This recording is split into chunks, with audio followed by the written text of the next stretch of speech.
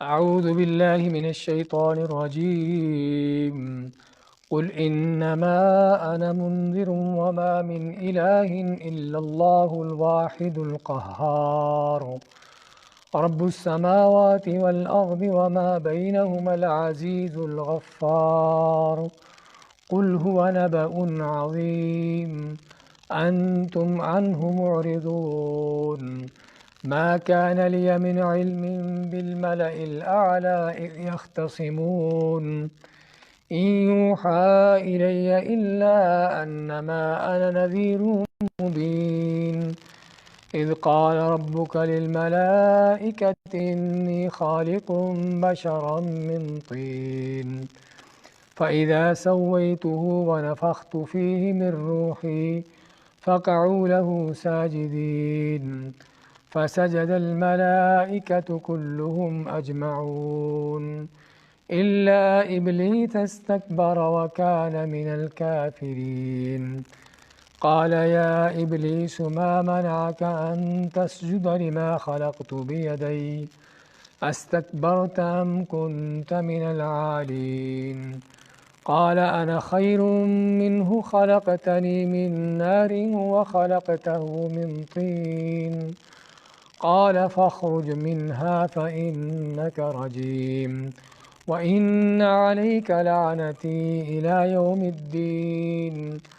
قال رب فأنظرني إلى يوم يبعثون. قال فإنك من المنظرين إلى يوم الوقت المعلوم. قال فبعزتك لأغوينهم أجمعين إلا عبادك منهم المخلصين. قال فالحق والحق أقول لأملأن جهنم منك وممن تبعك منهم أجمعين. قل ما أسألكم عليه من أجر وما أنا من المتكلفين إن هو إلا ذكر للعالمين وَلَتَعْلَمُنَّ نَبَأَهُ بَعْدَ حِينٍ۔ قل کہہ دیجئے انما انا منذر، بے شک میں تو ہوں صرف ایک ڈرانے والا، وما من الہ اور نہیں ہے کوئی بھی معبود، الا اللہ الواحد القہار مگر اللہ کی ذات جو اکیلا ہے اور قہار ہر چیز پر غلبے والا دبدبے والا ہے۔ رب السماوات والارض جو رب ہے آسمانوں اور زمین کا، وما بینہما اور جو ان دونوں کے درمیان ہے، العزیز الغفار جو بہت غلبے والا اور بہت بخشنے والا ہے۔ قل هو نبأ عظیم، کہہ دیجئے کہ بہت بڑی خبر ہے، نبأ خبر ہے، عظیم بہت بڑی، انتم عنہ معرضون جس سے تم ہو منہ پھیرے ہوئے، اعراض کیے ہوئے۔ ما کان لی من علم، نہیں تھا مجھے کوئی علم بھی، بالملأ الاعلی اونچی مجلس والوں کے بارے میں، یا اونچی مجلس کے بارے میں، مالا کے معنی کہ جو سردار ہیں، الاعلی اونچی مجلس میں یعنی کہ اونچی جگہ پر، اذ یختصمون جب وہ آپس میں بحث کرتے ہیں، ان یوحا الیہ ان نہیں، یوحا الیہ میری طرف وحی کیا جاتا، الا مگر انما انا نذیر مبین، یہ بات کہ صرف میں ہوں ڈرانے والا مبین کھلے طور پر۔ اذ قال ربک للملائکہ جب کہا تیرے رب نے فرشتوں سے، انی خالق بشرا من طین، انی بے شک میں خالق بنانے والا ہوں، بشرن ایک بشر کو، انسان کو، من طین مٹی سے، فاذا سویتہ پس جب میں اس کو بنا چکوں، اس کو بنا ڈالوں، ونفخت فیہ من روحی اور اس میں اپنی طرف سے روح ڈال دوں، فقعوا لہ ساجدین تو اس گر پڑو اس کے لیے سجدہ کرتے ہوئے، فسجد الملائکۃ پس سجدہ کیا فرشتوں نے، کلہم سبھی نے اجمعون مل کر، اجمعون جمع سے یعنی مل کر سبھی نے سجدہ کیا، الا ابلیس سوائے ابلیس شیطان کے، استکبر جس نے تکبر کیا، وکان من الکافرین اور تھا وہ کافروں میں سے یا ہو گیا کافروں میں سے۔ قال یا ابلیس کہا اللہ تعالیٰ نے کہ اے ابلیس، ما منعک تمہیں کس چیز نے روکا، ان تسجد کہ تو سجدہ کرتا، لما خلقت بیدی اسے جس کو میں نے اپنے ہاتھوں سے پیدا کیا، بیدیہ اپنے دونوں ہاتھوں سے پیدا کیا، استکبرت کیا تو تکبر کیا ہے، ام کنت من العالین یا پھر تو اونچے لوگوں میں سے ہے، قال انا خیر منہ تو کہا شیطان نے کہ میں اس سے بہتر ہوں، خلقتنی من نار تو نے مجھے پیدا کیا ہے آگ سے، وخلقتہ من طین اور تو نے اس کو پیدا کیا ہے مٹی سے، قال فاخرج منہا اللہ نے فرمایا کہ پس نکل جا یہاں سے، فإنک رجیم پس تو ہے مردود دھتکارا ہوا، وإن علیک لعنتی اور بے شک تجھ پر لعنت ہے میری لعنت ہے تجھ پر، الی یوم الدین قیامت کے دن تک، قال ربی کہا شیطان نے اے رب میرے، فانظرنی الی یوم یبعثون فانظرنی انظر ینظر انتظار سے کہ مجھے مہلت دے، الی یوم یبعثون اس دن تک جب یہ اٹھائے جائیں گے، قال کہا اللہ تعالیٰ نے فإنک من المنظرین پس بے شک تو ہے مہلت دیے جانے والوں میں سے، منظرین یعنی جس کو مہلت دی گئی، الی یوم الوقت المعلوم اس دن تک جس کا وقت جو ہے معلوم شدہ مقرر شدہ ہے، قال کہا شیطان نے فبعزتی کا تیری عزت کی قسم، اللہ تعالیٰ کو کہتا ہے کہ تیری عزت کی قسم، لأغوینہم کہ یقیناً ضرور ان کو میں گمراہ کروں گا بہکاؤں گا، اجمعین سبھی کے سبھی کو، الا عبادک منہم المخلصین مگر ان میں سے جو تیرے بندے ہوں گے چنے ہوئے، قال کہا اللہ تعالیٰ نے فالحق پس حق یہ ہے، والحق اقول اور میں حق ہی کہتا ہوں، لأملأن جہنم کہ میں ضرور بھر کے رہوں گا جہنم کو، من کا تجھ سے، وممن تبعک اور جو بھی تیری اتباع کرنے والے پیروی کرنے والے ہیں، اجمعین سبھی کے سبھی سے، قل ما اسألکم علیہ من اجر کہہ دیجئے کہ میں نہیں تم سے اس بات و تبلیغ پر کو مانگتا اجرت یا کوئی معاوضہ، وما انا من المتکلفین اور نہ ہی میں تکلف کرنے والوں بناوٹ کرنے والوں میں سے ہوں، ان ہوا الا ذکر للعالمین نہیں ہے یہ مگر جہان والوں کے لیے ایک نصیحت، وَلَتَعْلَمُنَّ نَبَأَهُ بَعْدَ حِینٍ اور یقیناً تم جانو گے اس کی خبر بعد حین ایک وقت کے بعد۔ سورہ صاد کی آیت میں 65 سے 88 تک کی جو آخری آیات ہیں تلاوت اور ترجمہ پیش کیا گیا ہے۔ فرماتا اللہ تعالیٰ قل انما انا منذر کہہ دیجئے کہ میں تو صرف ہوں ایک ڈرانے والا۔ اب یہ آیات کا رخ جو ہے وہ سورت کے آغاز کی طرف دوبارہ جاتا ہے۔ سورت کا آغاز شروع ہوا تھا اللہ تعالیٰ کی صفات کے بارے میں،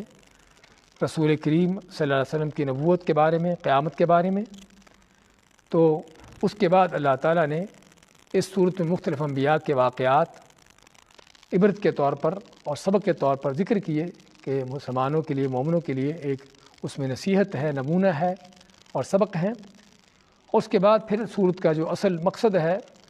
اللہ کی توحید کا بیان اور رسول اکرم صلی اللہ علیہ وسلم کی رسالت کا بیان اور آخرت کا، پھر صورت کا اختتام ان چیزوں کے ساتھ ہوتا ہے۔ تو میں اقول انما انا منذر کہہ دیجیے کہ میں تو صرف ایک ڈرانے والا ہوں۔ اور سابقہ آیات میں ہم نے شروع میں کیا پڑھا تھا کہ جب کافر کہتے آپ صلی اللہ علیہ وسلم کو کہ تم کیسے نبی ہو، یعنی اللہ تعالیٰ نے کیا تم کو ہی ہمارے درمیان سے نبی بنانا تھا جبکہ مکہ اور اس طرح کے بڑے بڑے سردار موجود ہیں۔ اور اسی طرح کہتے کہ جس قیامت کی تم باتیں کرتے ہو یہ قیامت کب آئے گی، اس کو لا کے دکھاؤ۔ یعنی آپ صلی اللہ علیہ وسلم سے اس طرح کے مطالبے کرتے کہ جس طرح کی ساری چیزیں آپ کے ہاتھ میں ہیں اور آپ کے اختیار میں ہیں۔ تو اللہ تعالیٰ نے اس کا جواب دیتے ہوئے وہاں فرمایا قل انما انا منذر کہہ دیجئے کہ میں تو صرف ڈرانے والا ہوں، نہ کسی کے اوپر عذاب لانا، نہ عذاب کو ٹالنا، اور نہ ہی کوئی نشانیاں تم کو دکھانا، اور نہ ہی کوئی اور چیزیں جس کا تم مطالبہ کرتے ہو میرے اختیار میں نہیں ہے۔ میرا کام تو صرف اور صرف اللہ کے عذاب سے ڈرانا ہے۔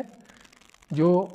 میری بات مان لے اس کے لیے خوشخبری بشارت دیتا ہوں، اور جو نہ مانے اس کو اللہ کے عذاب سے ڈرانے والا ہوں۔ تو میرا کام اس سے بڑھ کر نہیں ہے۔ اللہ کے اختیارات میں سے، اللہ کی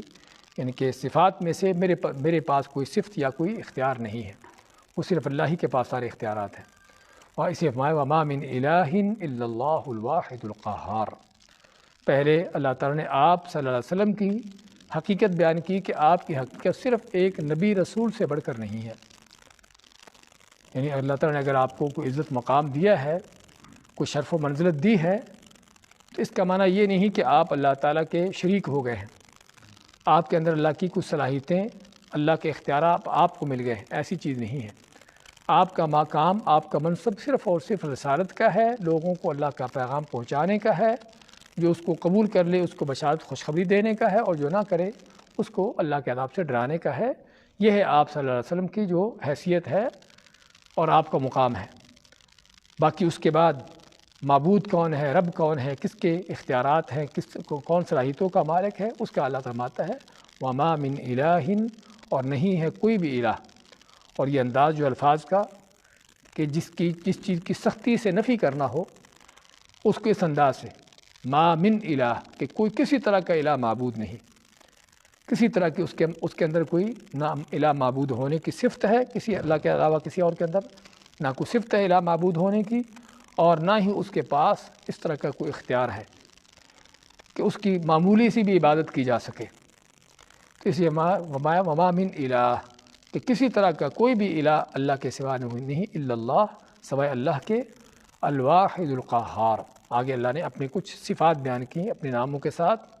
کہ وہ اللہ کون ہے۔ اگرچہ لفظ اللہ ہی جو ہے اسی میں اللہ کی سارے نام اور صفات آ جاتی ہیں۔ لفظ اللہ کے اندر ہی اللہ تعالیٰ کے نام ایسا ہے کہ جس میں اس کی ہر طرح کی صفات، ہر طرح کے نام اسی چیز کے اندر آ جاتے ہیں۔ لیکن پھر بھی ناموں کا، صفات کا الگ سے ذکر کرنے کا مقصد کیا ہے کہ اللہ تعالیٰ کی ان عظمتوں کو اجاگر کرنا۔ تو اللہ کون ہے؟ الواحد، جو اکیلا ہے، جس کے ساتھ کوئی دوسرا نہیں ہے، جبکہ تمہارے معبود جو بنائے ہوئے ہیں ان کے ساتھ طرح طرح کے اور بھی معبود ہیں۔ کوئی تمہارا کوئی بارش برسانے کا معبود ہے، کوئی تمہارا اولادیں دینے والا رب ہے، کوئی تمہیں روزیاں دینے والا، کوئی شفا دینے والا رب ہے، طرح طرح کے جو تم نے بنا رکھے ہیں۔ اسی صورت کے شروع میں کیا پڑھا تھا کہ کافروں کا تعجب، اجعل الآلہۃ الہا واحدا، کہ اس نے سارے معبودوں الہوں کو ایک ہی الہ بنا دیا۔ ان ھذا لشیء عجاب، یہ بڑی ہی تعجب کی بات ہے۔ تو اس لیے فرمایا کہ نہیں ہے ما من الہ الا اللہ، کہ کوئی بھی الہ معبود نہیں اللہ کے سوا، جو کون ہے؟ الواحد، جو اکیلا ہی ہے، اس کے ساتھ کوئی دوسرا نہیں ہے۔ اور وہ کون ہے؟ القہار۔ قہار کا لفظ قہر سے، اور قہر کے معنی کیا ہوتا ہے؟ کس چیز پر تسلط ہونا، غلبہ ہونا، اس کے اوپر روب ہونا۔ کہ کہتے ہیں کہ اللہ کا قہر پڑا ہے، ہمارے عام یہ لفظ میں استعمال کیا جاتا ہے اللہ کا قہر پڑنے کا۔ تو اللہ کا قہر پڑنے کا معنی کہ اللہ کا قہر پڑنے کا معنی کیا ہے کہ اللہ تعالیٰ کا کسی کے اوپر عذاب، اس کا تسلط، اس کا جو ہے اس کی شدت نازل ہونا، تو یہ ہے قہر۔ تو اللہ تعالیٰ اس لیے یہاں پر جو معنی کیا گیا ہے اللہ کا روب اور دبدبہ، اللہ تعالیٰ وہ ذات ہے جو اکیلا ہے، اس کا ہر چیز پر قہر ہے، ہر چیز پر اس کا غلبہ ہے، ہر چیز پر اس کا کنٹرول ہے، اس کا تسلط ہے، اور ہر چیز اس کے قہر کے نیچے ہے، کہ کوئی بھی چیز اس کے قبضے کنٹرول سے باہر نہیں ہے۔ جو کون ہے؟ مزید اللہ کی صفات، رب السماوات والارض، کہ جو رب ہے آسمانوں اور زمینوں کا، وما بینہما، اور جو ان دونوں کے درمیان ہے، العزیز، جو بہت غلبے والا ہے، العزیز جو بہت غلبے والا ہے، الغفار، اور بہت بخشنے والا ہے۔ یہ اللہ تعالیٰ کی ساری صفات، اور یہ ساری صفات بیان کرنے کا مقصد کیا ہے؟ مقصد یہ ہے کہ اللہ تعالیٰ کیوں اکیلا الہ ہے، اور جن کو تم الہ معبود بنائے بیٹھے ہو وہ کیوں معبود نہیں ہیں۔ کہ تم بتاؤ کہ تمہارے معبودوں کے اندر کوئی اس طرح کی چیز ہے کہ ان میں سے کوئی، پہلی بات تو وہ ایک نہیں ہے، وہ طرح طرح کے ہیں۔ دوسری چیز وہ قہار نہیں ہے، قہار چھوڑ کر بلکہ بیکار ہے، خود بھی اپنے آپ کو بچانے کے، اپنا بھی کسی طرح کا نفع نقصان کے مالک نہیں ہے۔ اوروں کا نفع نقصان تو کیا کرنا، اوروں کے اوپر ان کا روب دبدبا، اوروں کے اوپر ان کا تسلط ہونا، کنٹرول ہونا تو بعد کی بات ہے، ان کا اپنے اوپر کسی طرح کا اختیار نہیں۔ اگر بت ہیں تو بے جان ہیں، اگر کوئی انسان جن وغیرہ ہیں، اس طرح کی چیزیں ہیں تو وہ کمزور ہیں، وہ خود اوروں کے محتاج ہیں، تو کیسے وہ معبود بن سکتے ہیں؟ پھر اللہ معبود اکیلا کیوں الہ ہے؟ کیونکہ رب ہے آسمان و زمین کا اور جو ان کے درمیان ہے، یعنی ہر چیز کا مالک وہ ہے، ہر چیز کو پیدا کرنے والا وہ ہے۔ تو جب ہر چیز کو پیدا کرنے والا مالک وہ ہے تو پھر کیسے، یعنی کون سی وہ چیز ہے جو تمہارے معبودوں کی ہو، تمہارے ربوں کی ہو، جو جن کو تم نے اپنے معبود بنا رکھا ہے؟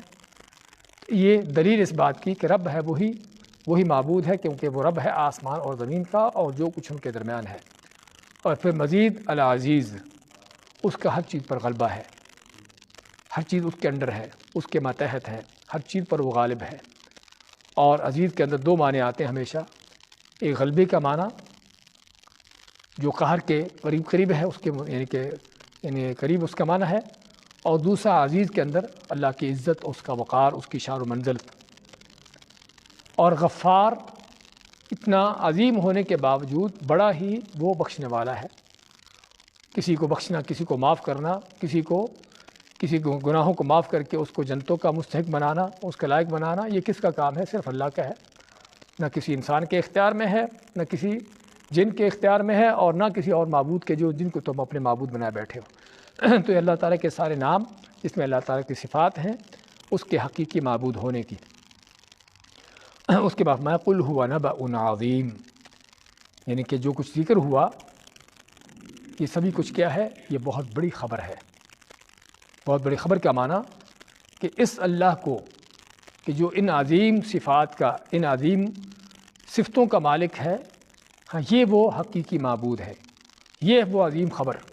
کہ جس خبر کو تم کو جاننا چاہیے، تم کو پہچاننا چاہیے، لیکن تم کون ہو؟ انتم عنہ معرضون، تم ہو اس سے معرضون، اعراض کیے ہوئے۔ یعنی یہ خبر تو بہت بڑی ہے کہ واقعی ہی اللہ ہی ہر طرح کے چیزوں کا مالک ہے، خالق ہے، رب ہے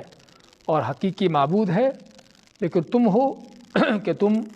اس عظیم خبر سے منہ پھیرے ہوئے، اس سے اعراض کیے ہوئے ہو، اس کو قبول کرنے کے لیے تیار نہیں ہو،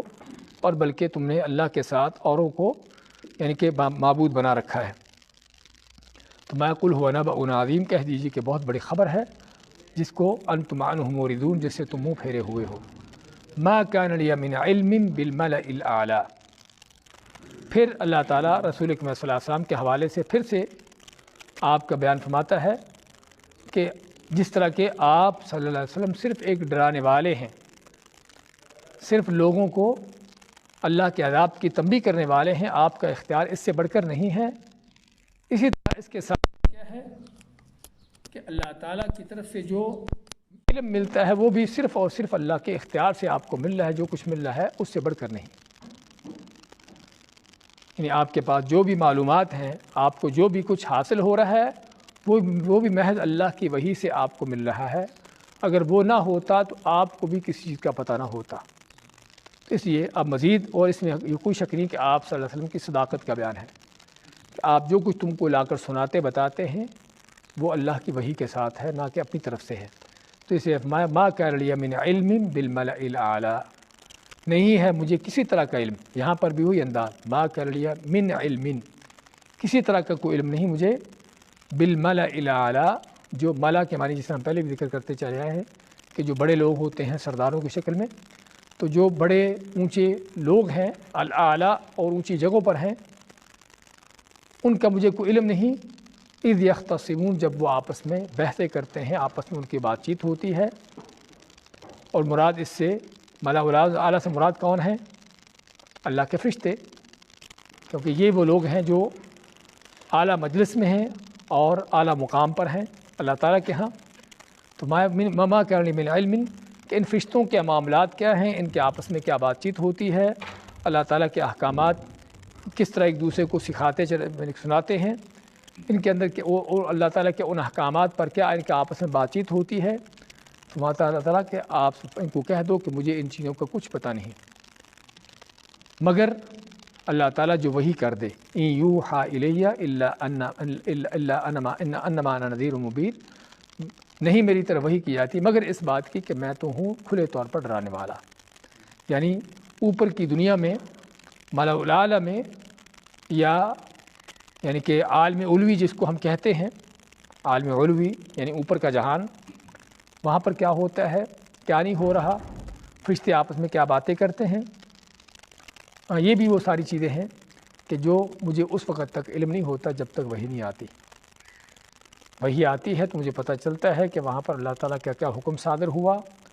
اور فرشتوں نے اس حکم کے بارے میں ان کا کیا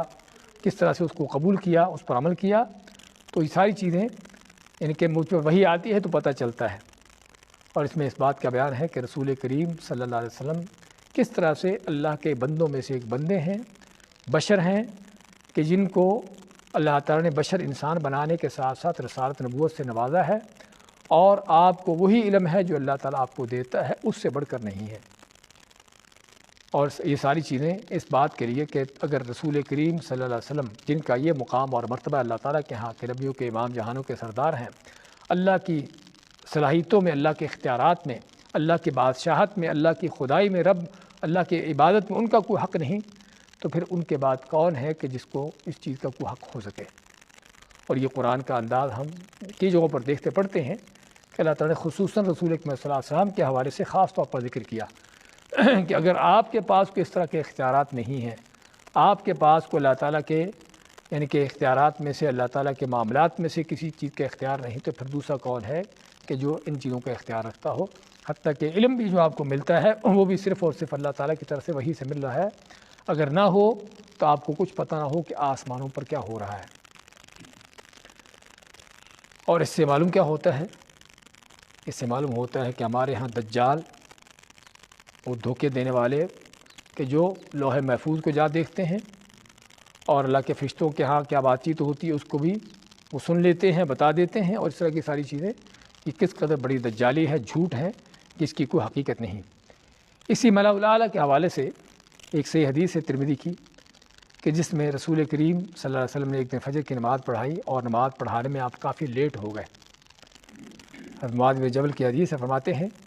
کہ آپ فجر کی نماز میں کافی لیٹ نکلے گھر سے، حتیٰ کہ سورج نکلنے کے قریب تھا، تو آپ آئے اور آپ نے فجر کی نماز بھی یعنی کہ تھوڑا مختصر کر کے جلدی پڑھا دی۔ تو جب آپ نے سلام پھیرا تو سلام پھیر کے جب آپ بیٹھے تو آپ فرماتے ہیں کہ میں تم کو بتاتا ہوں کہ کون سی چیز نے آج مجھے لیٹ کیا ہے، آج میں تاخیر کیوں کی؟ کیونکہ آپ صلی اللہ علیہ وسلم کی سنت تو تھی کہ آپ فجر کی نماز جلدی پڑھتے تھے، فجر کی نماز کا وقت شروع ہونے کے چند منٹ بعد ہی پڑھ لیتے تھے، لیکن فرماتے کہ آج میں تم کو بتاتا ہوں کہ کیا وجہ ہے کہ میں کیوں لیٹ ہوا۔ فرماتے کہ میں رات کو اٹھا تہجد کی نماز کے لیے، جس طرح کہ آپ اٹھتے تھے، اور وضو کیا، اور وضو کر کے جو اللہ نے میرے لیے مقدر کی تھی نماز پڑھنا وہ نماز پڑھی میں نے۔ اس کے بعد کہتے ہیں میں سو گیا، حتیٰ کہ الفاظ آتے کہ میں نماز میں ہی سو گیا۔ تو جب میں سو جاتا ہوں نیند میں کیا دیکھتا ہوں کہ میں دیکھتا ہوں فَإِذَا أَنَا بِرَبِّي تَبَارَكَ وَتَعَالَى فِي أَحْسَنِ صُورَةٍ، کہ میں نے اپنے رب کو دیکھا بہت اچھی شکل و صورت میں۔ یہاں پر دیکھنے کا لفظ واضح نہیں، دوسری بار روایات میں رأیت ربی، کہ میں نے دیکھا اپنے رب کو کہ بڑی اچھی صورت میں۔ تو کیا پھر آپ صلی اللہ علیہ وسلم نے اللہ تعالیٰ کو دیکھا ہے؟ ہاں جی، یہ خواب ہے، حقیقت نہیں ہے، سمجھے نا؟ یہ حقیقت نہیں بلکہ خواب ہے۔ اس لیے علماء کہتے ہیں، علماء اہل سنت کا جو اس موضوع پر جیسے موقف ہے اس مسئلے پر، وہ کیا ہے کہ آپ صلی اللہ علیہ وسلم نے اللہ کو رؤیا منامیہ دیکھا ہے، خواب میں دیکھا ہے، نہ کہ حقیقت میں، یعنی حقیقت کی آنکھوں سے نہیں دیکھا۔ اور خواب میں کسی چیز کو دیکھنا اور چیز ہوتی ہے، یعنی صرف رسول کریم صلی اللہ علیہ وسلم نہیں بلکہ اور بھی کوئی انسان اللہ تعالیٰ کو دیکھ سکتا ہے، اگرچہ اللہ کو دیکھنے کا اس کو یقین نہیں ہو سکتا، کیونکہ ممکن ہے کہ وہ اللہ نہ ہو، وہ شیطان ہو۔ جس طرح کہ عبد القادر جیلانی کے بارے میں وہ قصہ مشہور ہے کہ ان کے پاس ایک روشنی ایک طرف سے پیدا ہوئی، سو رہے تھے، اور ان کو کہنے لگا کہ میں اللہ ہوں، تیرا رب ہوں، میں اللہ ہوں، اور ان کو کچھ حکم دیے کہ یہ کرو یہ نہ کرو۔ تو عبد القادر جیلانی کو شک ہوا کہ اللہ تعالیٰ ایسے حکم کیسے دے رہا ہے، تو کہنے لگے کہ کیا تو وہ اللہ ہے جس کو آسمان و زمین کو پیدا کرنے والا ہے؟ تو وہیں پر وہ روشنی غائب ہو گئی۔ کیوں تھا؟ شیطان تھا، شیطان۔ اس لیے بعض اوقات شیطان بھی کسی کے پاس آ سکتا ہے اور اس کو دھوکہ دے سکتا ہے کہ میں تیرا رب ہوں، میں اللہ ہوں۔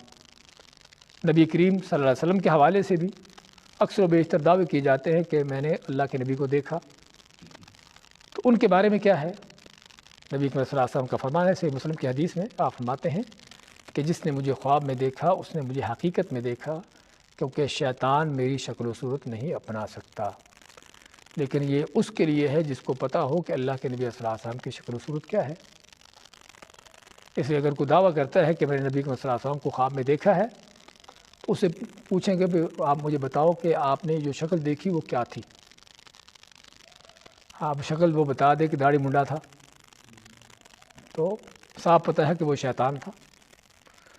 شکل میں بتا دے کہ وہ اس کا رنگ کالا تھا، سانولا رنگ تھا، کالا رنگ تھا، اس طرح کی چیز تھی، تو صاف ہے کہ جھوٹ ہے، وہ شیطان تھا، اللہ کے نبی نہیں تھے۔ لیکن آپ کا یہ فرمان جو ہے کہ جس نے مجھے میری شکل و صورت میں دیکھا، جو آپ صلی اللہ علیہ وسلم کا حلیہ مبارک احادیث میں موجود ہے، وہ اس حلیہ کو سمجھتا ہے، اس نے پڑھا ہے، جانتا ہے کہ آپ صلی اللہ علیہ وسلم کا حلیہ مبارک کیسا تھا، اور اس حلیے کے مطابق اس نے خواب میں دیکھا، تو آپ فرماتے ہیں کہ شیطان میری شکل و صورت نہیں اپنا سکتا، پھر اس نے مجھے ہی دیکھا ہے۔ لیکن بات پہلے یہ ہے کہ واقعی وہ آپ ہی کا حلیہ ہے یا کچھ اور ہے۔ اس لیے بہت سے لوگوں کو جو دھوکہ ہوتا ہے کہ میں اللہ کے نبی کو خواب میں دیکھا، وہ شیطان ہوتا ہے، کسی اور شکل میں آ کر ان کو کہتا ہے کہ میں اللہ کا نبی ہوں، میں رسول ہوں،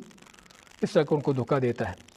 اور پھر مزید اس کے جاننے کی اور بھی کی چیز کیا ہے کہ بعض اوقات ان خوابوں کے اندر جو اوٹ پٹانگ ہوتی ہے، شریعت کے خلاف احکامات دیے جاتے ہیں۔ کل ہی میرے پاس سوال آیا اسی کرونا وائرس کے حوالے سے کہ ایک عورت نے خواب دیکھا ہے، بڑی نیک عورت ہے، اس کا باپ بھی بڑا نیک ہے، تو خواب میں اس کو اللہ کے نبی کی زیارت ہوئی، تو اللہ کے نبی صلی اللہ علیہ وسلم نے اس کو کہا کہ سورۃ الماعون جو ہے اس کو اتنی بار پڑھے، جو پڑھے گا وہ کرونا وائرس سے بچ جائے گا۔ تو اس خواب کی حقیقت کیا ہے؟ تو کیا حقیقت ہونی چاہیے؟ پہلی بات تو یہ ہم دیکھیں گے کیا اس نے واقعی نبی کریم صلی اللہ علیہ وسلم کو دیکھا ہے یا کسی اور کو دیکھا ہے؟ کیا وہ عورت آپ صلی اللہ علیہ وسلم کا جو احادیث میں حلیہ مبارک ہے اس کو جانتی ہے اور جو اس نے دیکھا ہے اس حلیہ کے مطابق تھا؟ پہلی چیز یہ ہے۔ اور اگر واقعی اس کے مطابق ہے تو پھر بھی یہ خواب میں کہا جانا کہ آپ صلی اللہ علیہ وسلم نے اس کو یہ کہا کہ سورۃ الماعون پڑھو اتنی دفعہ، کیا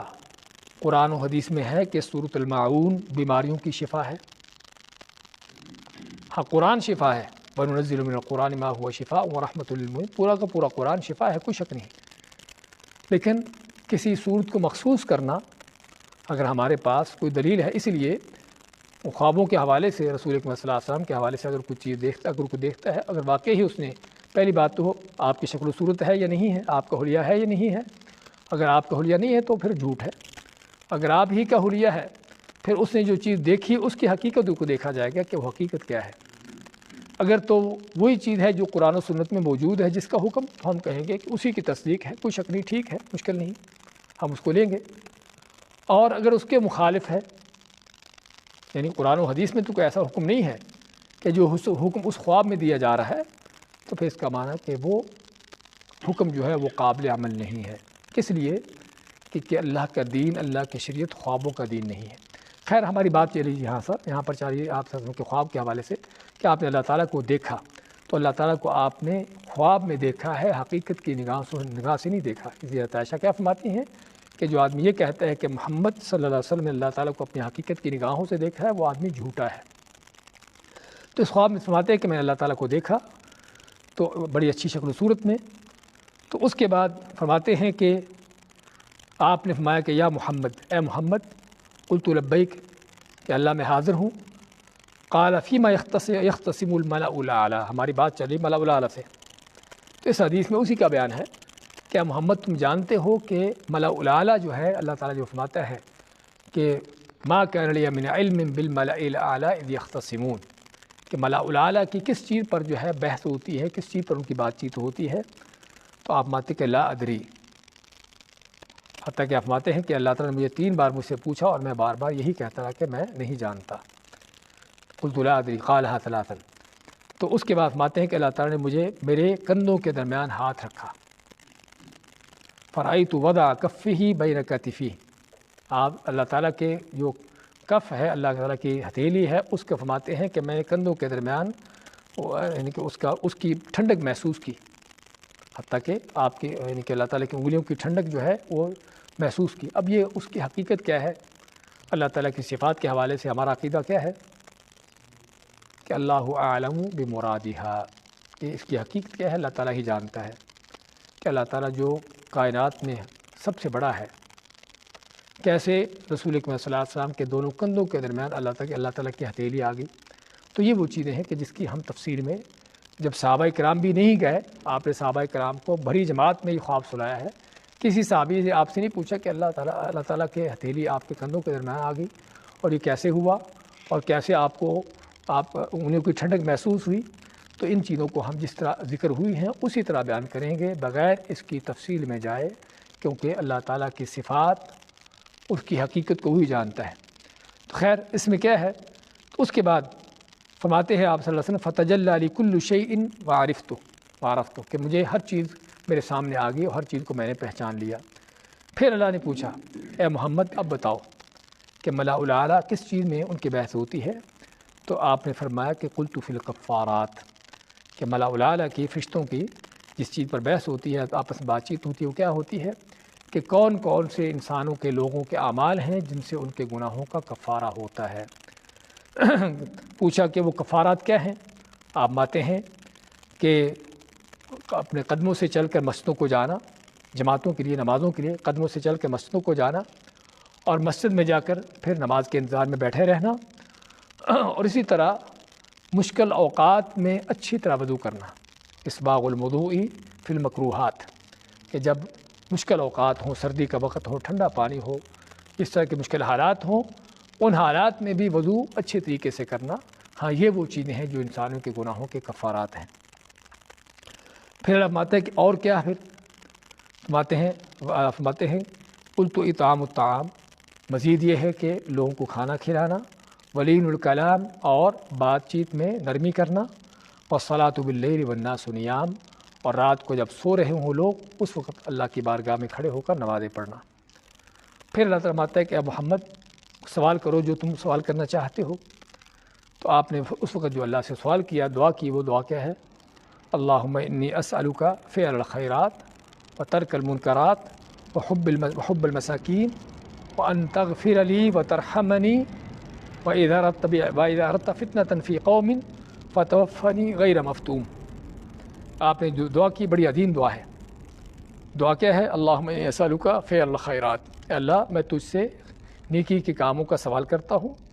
وترک المنکرات اور برائیوں سے بچنے کا سوال کرتا ہوں، وحب المساکین اور مسکین لوگوں سے محبت کرنے کا، یعنی ان سے محبت ہو مجھ کو، وان تغفر لی وترحمنی، اور یہ کہ تو مجھے بخشش کر دے میری اور مجھ پر رحم فرما دے، وان اردت فتنة فی قوم فتوفنی غیر مفتون، اور جب تو تیرا کسی قوم سے کسی آزمائش فتنے کا ارادہ ہو تو مجھے اس سے پہلے ہی، فتنے سے پہلے ہی اٹھا لے، فوت کر لے۔ مزید آپ سوال کرتے ہیں واسألک حبک وحب من یحبک، اسی طرح میں تم سے سوال کرتا ہوں تیری محبت کا، کہ مجھے تجھ سے محبت قائم ہو جائے یا تو مجھ سے محبت کرے، اور ہر اس شخص سے بھی محبت جو تجھ سے محبت کرنے والا ہے، وحب عمل یقرب الی حبک، اور ہر وہ عمل کہ جو تیری محبت کے قریب کرنے والا ہو، اس عمل سے بھی مجھے محبت ہو جائے۔ تو رسول اکرم صلی اللہ علیہ وسلم فرمایا کہ یہ بہت اچھی عظیم دعا ہے، اس کو سیکھو، اس کو یعنی کہ پڑھو۔ تو خیر کہنے کا مقصد اس میں، اس حدیث میں رسول اکرم صلی اللہ علیہ وسلم نے ذکر کیا کس کا؟ ملاء الاعلیٰ کا۔ تو یہاں پر لازماتا ہے ما کان لی من علم بالملاء الاعلیٰ، کہ مجھے کوئی علم نہیں ملاء الاعلیٰ کے بارے میں، اونچے سرداروں کے بارے میں، یعنی فرشتوں کے بارے میں، اذ یختصمون، جب وہ آپس میں ان کا یعنی کہ بحث مباحثہ ہوتا ہے، ویسے جھگڑا ہوتا ہے، لیکن یہاں پر فرشتوں کے بارے میں ہم جھگڑے کا لفظ استعمال نہیں کریں گے، کیونکہ جھگڑے کے لفظ جو ہے عام طور اس میں کہہ سکتے ہیں کہ جس میں تلخ کلامی ہوتی ہے، بعض اوقات معاملات اس سے بھی آگے بڑھتے ہیں، لیکن فرشتوں کے ہاں صرف بحث مباحثہ ہوتا ہے، بات چیت ہوتی ہے۔ ان یوحیٰ الیہ، نہیں میری طرف وحی کیا جاتا، الا مگر انما انا نذیر مبین، کہ میں تو صرف ایک ڈرانے والا ہوں کھلے طور پر۔ کھلے طور پر کے معنی